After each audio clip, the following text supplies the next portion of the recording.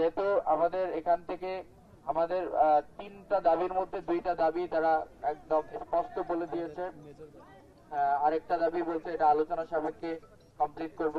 তো সেই জায়গা থেকে তারা যেহেতু আমাদের তিনটা দাবির মধ্যে দুইটা দাবি মেনে নিয়েছে, সেই জায়গা থেকে আমরা আমাদের অনশন কর্মসূচি প্রত্যাহার করছি। তবে মিটিং এর সিদ্ধান্ত পর্যন্ত এবং যতক্ষণ না আমাদের আবাসন ব্যবস্থার একটা নির্দিষ্ট সুরা হয় ততক্ষণ পর্যন্ত আমাদের বিশ্ববিদ্যালয় শাটডাউন থাকবে এবং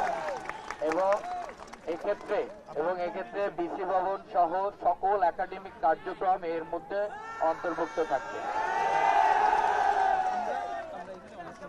আর আমরা অনশন কর্মসূচি প্রত্যাহার করছি।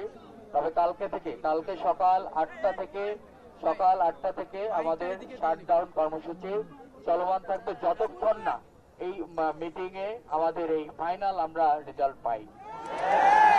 ধন্যবাদ সকলকে।